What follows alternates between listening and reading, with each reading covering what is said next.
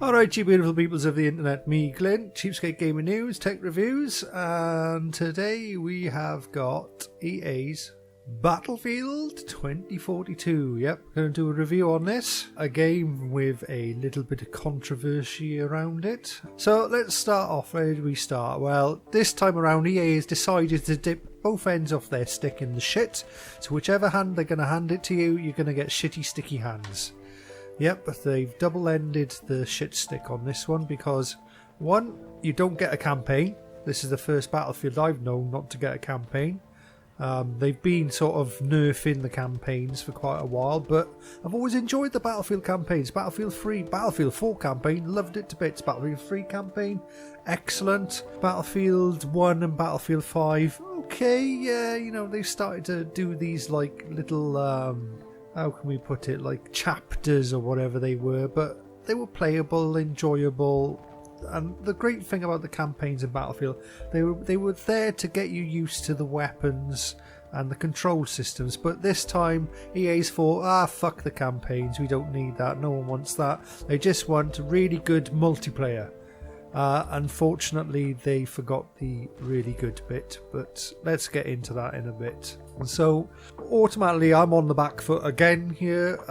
One day in the near future I'm going to get to play some really good games. I have played some really good games, but they were on the Xboxes, or I played them on PC. That was the Halo Infinite and Forza Horizon 5, excellent games.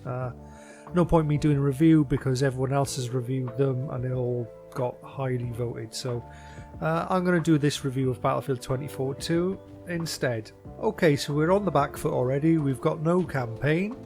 We're straight in then on the multiplayer. That's all you're going to get. Now I'm playing this on PS5, so we get 128 player multiplayer. Whee! Whee! Well, let me just tell you, it's absolute fucking chaos. It's getting a bit better as a lot of like 1 weekers and first timers are all dropping out and the more established regular Battlefield players are jumping in. But essentially there's really only 2 game modes involved here, and for this bit I'm actually gonna shut up and let the game itself explain. So I'm going to play that now, and these are the 2 game modes that you get to play. Rush and Conquest they are. Listen up. I only have time to explain this once. Inside the combat zone, there are 2 opposing armies fighting to gain and then hold sectors. The fight continues until one side runs out of reinforcements and is forced to withdraw. That's it. Focus, people. This is Breakthrough. Classic attack or defend. Winning here depends on securing objectives and holding sectors. On attack, your side must secure and hold up to 3 objectives per sector at the same time. Once a sector is secured, it's won. Boom, locked. That means defenders have to fall back. Now, using this momentum, you can start your march taking sector after sector. But remember, on attack, your reinforcements are limited. Once they're gone, your entire team is done. So be smart. Now flip it. On defend, one thing matters. Hold your damn sector. On this side, your team has infinite reinforcements, which means you can suffer infinite losses. Right, so thank you to old Derek there for explaining it to us, and so let's get on with a bit more game and gameplay, graphics, sound. Now, sound is really good. You know, they've always been pretty good on Battlefield games, although there's a lot of sound. You know, it's war, isn't it? Bangs, explosions, grenades, the obligatory ominous Battlefield tune and all that business. So I'm not going to moan about the sound too much. It's always been there. It's pretty good. Quite a good 3D soundscape. You can hear roughly where enemies are when they're around and about. So graphics, to be honest, graphics, well, are they a massive improvement over something like the Star Wars Battlefront 2 or even Battlefield 4? I don't think they're a huge improvement. There's a little bit more foliage. On PS5 it's a little bit higher resolution. We get 60 frames a second, but they're all things that Battlefields and Battlefront games have been doing for years anyway. I don't think it's a massive jump in resolution, and if anything, if you're playing this on PC, it's actually a backstep because there's no ray tracing. Now, Battlefield 5 was one of the first games to have RTX ray tracing in it. They've decided, for whatever their reasons, that they couldn't be bothered to put it in this one. Another one of those flash in the pan things. I think that's the way ray tracing is going to be going by the looks of things. A lot of game companies jumped on board with early ray tracing and then thought, fuck it, it's too much hard work trying to optimise our games to get them to run for ray tracing, so we just won't bother. Anyway, so graphics they're acceptable. They're acceptable. Some levels look really nice, and that's the weird thing in this game. All the new maps are a bit meh, you know, they're a bit sort of, they don't feel like they've had love, attention and care put into them. But ironically, what they've done this time round is they've actually stuck some of the old maps from Battlefield Bad Company 2, Battlefield 3 and Battlefield 4, and they're the best maps in the game, ironically. So the old maps are the best maps, and I'm not just saying that because I'm nostalgic for some of these old maps. They're just genuinely designed better. This is the problem with games now, is we've got great graphic artists, great sound artists, programming can be a bit iffy sometimes, but it's direction. All the managers and directors of these games have just really fallen badly out. What is it now with game designers that can't design a good multiplayer map? I don't, you know, years ago you'd had like the Halo 1 and Halo 2 maps. They were great multiplayer maps. And now you can't get, for love or money, a person to design a good multiplayer map. They're all shit. Doesn't matter what game you play in. There's a very, very few decent maps available to anyone nowadays. Anyway, so map design on the new maps, not very good. Don't like them. The way I would have done it is I would have basically, with 128 players, I would have split people into platoons of 8. So you'd have so many 8-player platoons on one side, so many 8-player platoons on the other side, and sort of sectioned off the war zone. That's the way I would have done it. I think that would work better, but the way the EA has decided is just plonk everyone down in one spot on both sides and just let everyone get at it. Unfortunately, it doesn't make for good game design, and that's a real shame. Now, the other thing I absolutely hate, and Call of Duty is guilty of this as well, is play to win. Now, you've all heard of pay to win, and there's a little bit of this in here as well, as all the Battlefield games have had it, where you can unlock all the weapons from the start by paying money. So that puts you on a back foot already if you don't want to spend that extra 30, 40 quid or whatever ridiculous sum of money they want to charge you for unlocking weapons. But there's play to win elements here, and again, what that is as you play the game and you rank up the levels, you unlock new guns. Now, this would be fine in like a single player or a co-op type arcade, you know, like a Destiny type game. That's fine. Go for it. But when you're talking multiplayer games, you're already on the back foot if you're a new player, but now you're doubly on the back foot because you've got the shit weapons and you don't know the maps. Whereas somebody that's a level 100 now has all the best weapons and knows the maps inside out. So new people are just getting punished for being new, and that is not fair, and it's not acceptable, and game designers need to fucking wise up, because it's pissing me off and it's pissing a lot of people off, but they just keep doing it because they know they're going to try and get money out of it, or they're trying to hold your attention. Look, I don't mind if you put things like skins and that, and lock the skins behind your levels. So, you know, you want to wear a purple hat that makes you look like a fucking end of a condom. Great, there we are, get to level 80 and get your condom hat or whatever it is you want to wear, and your fucking shitty Nike shoes or whatever. Fine, I don't mind that, because that doesn't affect playability. It just makes people look like knobs. And if people want to run around looking like knobs on the battlefield, then so be it. You know, carry on, crack on, I don't care. EA, in their infinite wisdom, and Activision are guilty of this, decide that, we want really good weapons in our games, but if you want to get the really good weapon, you've got to play this game for fucking 4,000 hours before you unlock it. It's not acceptable. Don't like it. Not on. Terrible, terrible gameplay choice, in my opinion.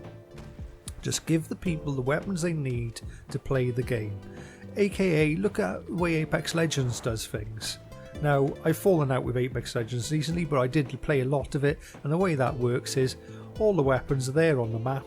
Pick them up, you can use them. There's nothing locked off to anyone else in the game. And that makes for a much better multiplayer, a much fairer multiplayer game where your skill and your knowledge of the map is what gets you a better result, and team play as well. But you're not hampered by your newbiness to the game. So you might be very good at games, but because you're new to the game and you haven't got a certain weapon and you haven't got a certain scope and all that, which you only get by unlocking it after tens of hours of gameplay, then that unfairness goes against you, in that you can no longer compete with people who have been playing the game for much longer, who might be even slightly lower skill level than you. You point your gun at them, they point their gun at you, you both shoot at the same time, but they get the kill because they've been playing the game longer, have got better gun, better bullets, better sight, better stock, better triggers, and whatever else they decide to stick on these weapons. So I hate that. I'm going to mark it down because of it. It's a bad gameplay design, it's a bad implementation of how multiplayer games should play. So what else can I moan about? Because there's quite a lot. It's buggy. At one point I got picked up by a tornado and thrown underneath a map. Unfortunately I wasn't capturing at the time that happened, but there is bugginess. Now a lot of the bugs, well, quite a few bugs have been patched, but apparently they've got hundreds more to patch.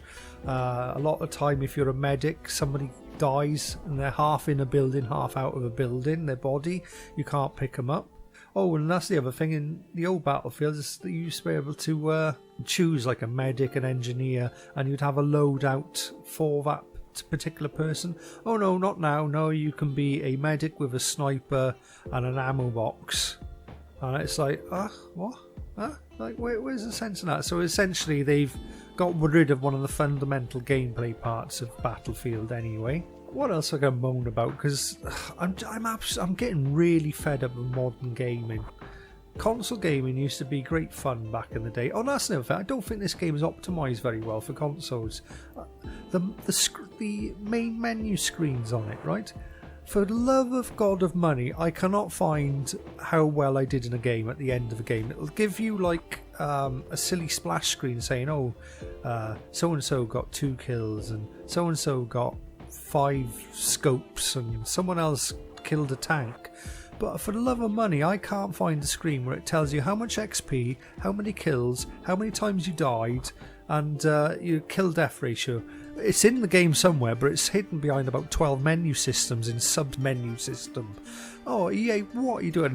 This has been a thing that's been ongoing with EA Battlefield since day one, is their menu systems are absolute dog shit. They are literally 1 out of 10 dog shit menu systems. And what that is that they're not optimised for console gaming. There's some sort of dog shit PC menu system that's some derivative of some old Windows operating system or something, because that's what it's like. It's like trying to get into a deep end of a operating system to try and find something simple like how many fucking kills I got in a game. Jesus Christ, EA, what are you thinking of? So as you can probably tell, I am a little bit pissed off with this game. I wanted it to be good. If they were just going to go with multiplayer, then get the fucking multiplayer right, get it working right, get it make it lovely. But obviously the game feels rushed, it looks rushed, it plays rushed, it plays like there's no love, care and attention ever put into the game. But saying all these negative things, I did have some fun in some of the games. I did enjoy myself. You know, a lot of times I died 10 times in a row and got extremely pissed off. But for about an hour, I can enjoy the game. After about an hour, I've got to turn it off. Otherwise, I'm going to do something nasty to myself. I'll probably just try and punch myself in the face if I try to play this for 3 hours in a row. But no, I'll play it for an hour and then I get to a frustration point where I'll turn it off. But within that hour, I do sort of end up having about 10 minutes of good fun. And there are some impressive sequences and bits in the game. So what we're going to score it? Well, you can probably guess this. I'm not giving it a good rating. I'm going to give this a 4 out of 10. A 4 out of 10. And I really want to give it a 3, but we'll give it a 4 out of 10 because there is quite a bit of content within the multiplayer part. Now, I will say this, 4 out of 10, but because given a certain number of updates, optimizations and changes, this could actually become a really good game. And this is the problem with modern day gaming nowadays, is that games like this never stay the same. I know they've got one of the main guys from Respawn that did all this stuff for Apex Legends has come. They've brought him in the last 2 weeks to try and sort the game out. Good luck, mate. I wish you all the best. You've certainly got your work cut out for you. But if he manages it, Battlefield 2042 could actually become a very, very good game.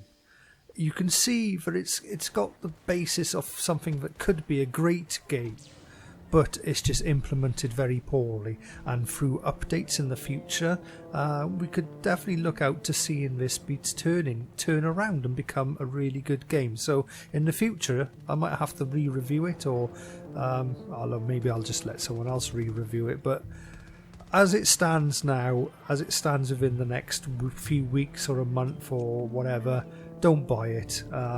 It's a 4 out of 10 game.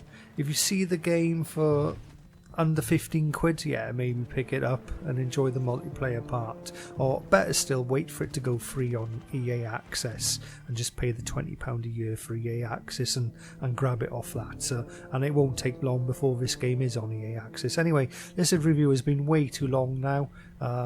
I'm starting to lose the will to live. And yeah, so Battlefield 2042, 4 out of 10. This has been Glyn, Cheapskate Gaming News, Tech Reviews, and we'll see you on the next one. Bye bye now.